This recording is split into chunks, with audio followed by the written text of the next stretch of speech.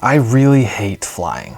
Between my easily nauseated stomach, the chances of losing a bag, and the crying baby that always seems to be included at no extra charge, I avoid it whenever possible. But a lot of great adventures do start out in airports. And when I heard that fellow YouTuber Glory Bootsma was putting together a group camping trip to Canada, I had a suspicion it would be worth the flight. After landing, we met up at the airport, piled into two 12-passenger vans, and set off for a week of adventure around Banff National Park. Each van pulled a trailer, one packed with our gear, the other loaded with food and kitchen supplies. Once we arrived at camp, we got a quick crash course in tent pitching from our guides, got everything set up, and then they served us dinner. And wow, did they deliver! I don't eat this well at home, let alone on a camping trip. They even had extra meals prepared for folks outside our group, like our whitewater rafting captains. Guides, if you're watching this, you absolutely crushed it. We helped out here and there, dishes and a bit of cleanup, but the guides really did the heavy lifting, and they did it brilliantly. We could not have asked for a better pair of people to guide us on this trip. Our first full day kicked off at the stunning Moraine Lake. It was a bit crowded around the parking lot, but once we set out on the trail, it was usually just us and the mountains. The views were unreal. My camera hardly does them justice, but I'll share the shots anyway. I'll also pop a QR code on screen along with the stats for each hike in case you want to follow the same trails someday. I'd never hiked at this kind of elevation before, a fact my heart and lungs did not let me forget, but the scenery was amazing. Most of us made it to the top on our first day and enjoyed our first lunch together up at the summit. Day 2 was rafting through Class 4 whitewater rapids. We arrived early enough for a game of Untangle the Human, then changed into our dapper little wetsuits and set off down the Kicking Horse River. The water was about 30 degrees Fahrenheit, but we had enough thermal layers that we did not quite freeze to death, and everyone had a great time. After another delicious lunch and a short van ride, we had a smaller hike in the afternoon around Lake Louise, and then went for a dip in the beautiful turquoise water. Day 3 was one that some of us were dreading a bit though. Good morning everybody, it's day 3 here, and we're about to start the biggest hike of our trip.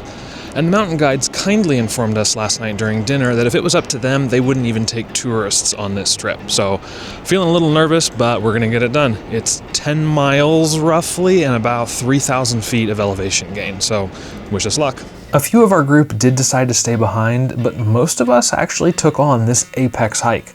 To put it in perspective, we started out at the bottom of this beautiful waterfall here, and here's that same waterfall from only about 2/3 of the way up the mountain we were hiking. Thankfully, the path was dotted with little glacier runoff ponds that made it super easy to cool off, but it was still a pretty difficult hike. We didn't see very much wildlife on this trip, surprisingly, besides squirrels and the occasional caterpillar here. No bear or moose, unfortunately, but the views were still amazing. So it was 7.5 hours, about 9 miles, and 2,800 feet of elevation. Not bad. That's a lot. I don't know the stats, so. That's roughly what it was, yeah. How are we feeling? We did a great job. We did, yeah. Yeah, that was intense. We were all very tired and very hungry. Day 4 was our glacier hike, but we all woke up to a bit of a surprise. We just got here for our ice walk today up in Canada, and the wildfire smoke here is making everything super hazy. Check this out. The winds had shifted and filled the area with smoke, casting everything in an otherworldly haze. If you would have told me we were on another planet, I probably would have believed you. Once we got to the foot of the glacier and strapped on our spikes, we set off over the ice. Once we got far enough along, our guide chiseled a bit of the glacier away and we got to try some of the ancient glacier ice. This ice was several thousand years old at least.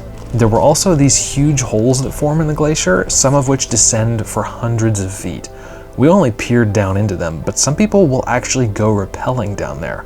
This glacier tour was probably the highlight of the activities for me personally, and the smoke just made everything so ethereal and atmospheric.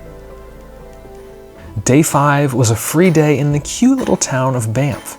We started out grabbing tea and doing some shopping before having an absolute blast on an empty playground, then grabbed some pizza for lunch. Horseback riding was booked full, but we were able to find this really bougie rec center attached to a campus that was almost completely empty and only like $15 a person for unlimited access to their climbing walls, pool, and showers.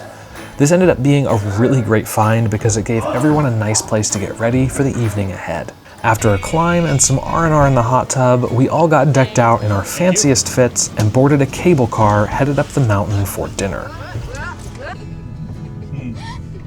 Our final dinner together up the mountain was at the Northern Lights Alpine Kitchen. We didn't have a lot of time for dinner, but it was amazing, and the only thing that topped the outstanding food were the Sunset Mountain views. We just finished up dinner at the top of the mountain, and it was amazing. What did you guys think? Amazing, 10 out of 10. Absolutely. Barbecue brisket. Yeah. Oh yeah. Did you guys try I went for the French vanilla latte? Or not latte, No. hot chocolate. French vanilla I hot didn't know that chocolate. was a thing. It was a thing, and it was amazing. I went for the brisket twice. Oh, and the bread was super good. Oh, just Yeah. everything together. My plate started here. How many went plates that did you high. get? I think I had 3. Dang. 3? I could only fit 1.5. Once we got back down the mountain, we parted ways with our guides for the evening and went into town to continue the revelry. We didn't film very much after coming down the mountain. Our time together was drawing to a close, and as I often say, it's never what you see or do, it's who you share it with that really makes the difference. This trip had the most incredible group of people. Strangers quickly became friends, and none of us were eager to part ways at the end. The views were breathtaking and the food was wonderful, but what I'll treasure most are the late nights around the campfire, laughing together as we hopelessly tried to make popcorn. We even kept a notebook of the trip's best one-liners, and on our final night read them aloud and tried to guess who had said each one. And I cannot remember the last time I laughed this hard for this long. I feel like a three-legged dog.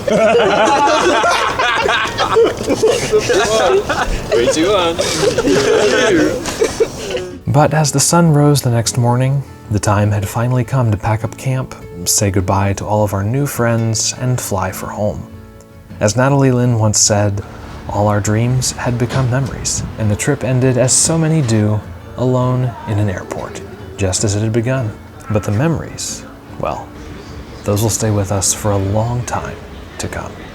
To everyone who made this trip possible, thank you so much. No matter how far apart we are, I hope we stay in touch and we meet again very soon. Until next time. Leaving from St. Louis, headed for the coast, no telling